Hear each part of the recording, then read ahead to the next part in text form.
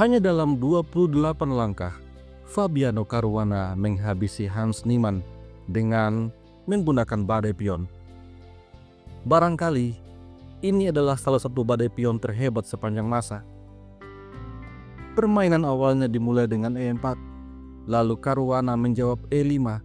Setelah kuda F3 menyerang pion, Caruana menjawab kuda C6 untuk jaga pion. Lalu Hans Niemann memilih Italian game. Di posisi ini, Fabiano Caruana memilih varian yang tidak terlalu populer. Dia mendorong D6, memperkuat struktur pion, namun gajah petak gelapnya untuk sementara terhambat dalam penyembangan. Selanjutnya Hans Niemann mendorong C3 dengan ide untuk mendorong D4. Dan di posisi ini, Caruana mendobrak dengan F5. Tantangan pada pion.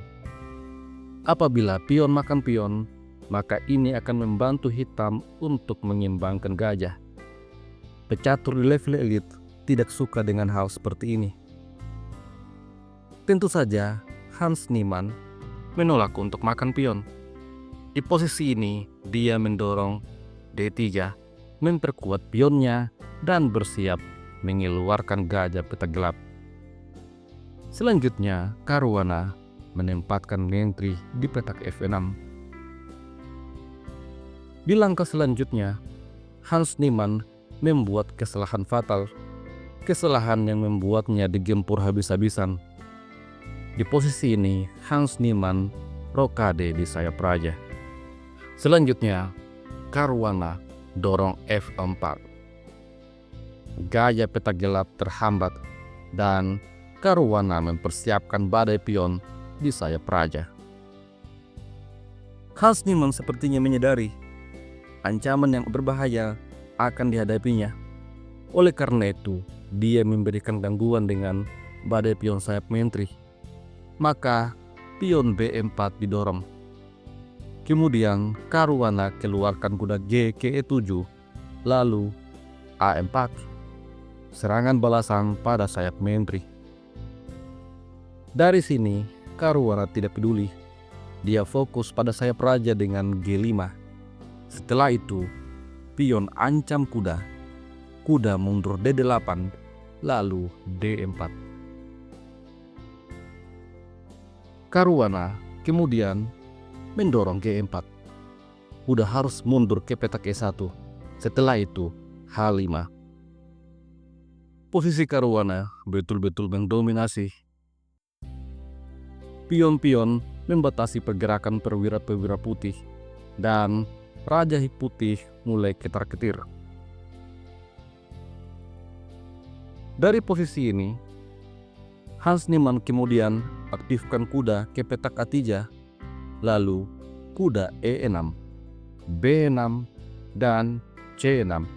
Fabiano Caruana menghindari pertukaran pion. Selanjutnya, gajah mundur A2, kuda G5, dan kuda D3. Di posisi ini, Fabiano Caruana tidak makan pion.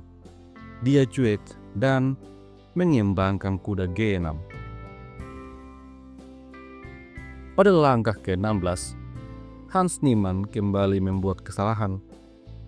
Kuda C4 dan Caruana menyerang kuda. Sebuah langkah yang tidak akurat, namun hitam tetap unggul. Merespon hal ini, Hans Niemann membuat kesalahan ketiganya secara berturut-turut. Gajah A3. Caruana kembali unggul besar. Di posisi ini, Caruana menukar gajah dengan kuda. Setelah gajah makan gajah, F3.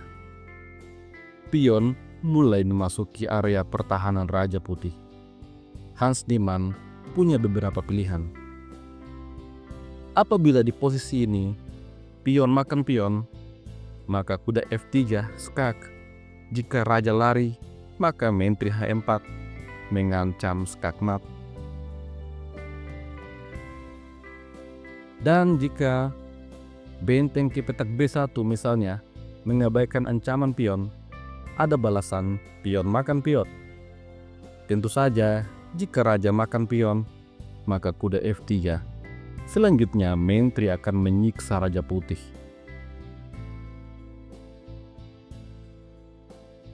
Oleh karena itu, pada posisi ini, Hans Niemann merespon dengan G3. Namun, pertahanannya menjadi berlubang.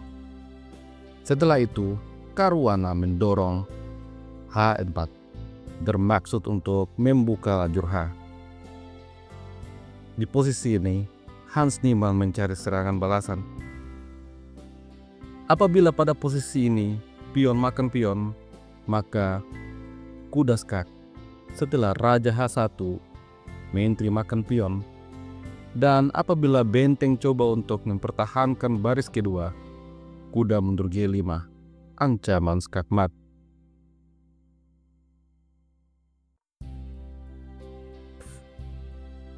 Hans Niemann kemudian mencoba untuk memberikan serangan balik. Dia menempatkan menterinya di petak C2. Setelah itu, Caruana tukar pion. Dan kemudian, benteng menjaga pion. Tapi, Fabiano Caruana tidak peduli pada pion itu. Serangan Caruana ada pada lajur H. Dan di sini, dia menempatkan benteng di petak D8. Setelah itu, D5, benteng D7, dan pion makan pion. Pion makan pion, kemudian gajah mundur. Di posisi ini, Caruana tidak menyelamatkan kudanya. Dia fokus pada rencananya, menyusun benteng. Dengan demikian, kedua benteng siap untuk menghantam raja. Hans Niemann selanjutnya menukar gajah dengan kuda, maka menteri makan gajah. Setelah itu, Niemann coba untuk menyerang dengan menteri B3. Tapi, Caruana dengan santai merespon dengan pion makan pion.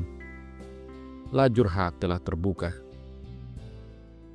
Apabila di posisi ini, pion F makan pion, maka benteng makan pion mengancam skakmat. Oleh karena itu, Hans Niemann coba untuk menyerang balik dengan menteri makan pion. Namun selanjutnya, menteri H4. Satu langkah lagi, skakmat akan terjadi. Hans Niemann belum menyerah. Dia masih mencoba dengan menteri B8 skak. Namun setelah raja E7, Niemann akhirnya menyerah. Kalau sekarang menteri coba untuk kembali menyerang raja, maka raja lari ke F6. Dan jika menteri D8, maka gajah E7. Posisi ini adalah skakmat dalam 3 langkah. Hitam akan menyiksa putih.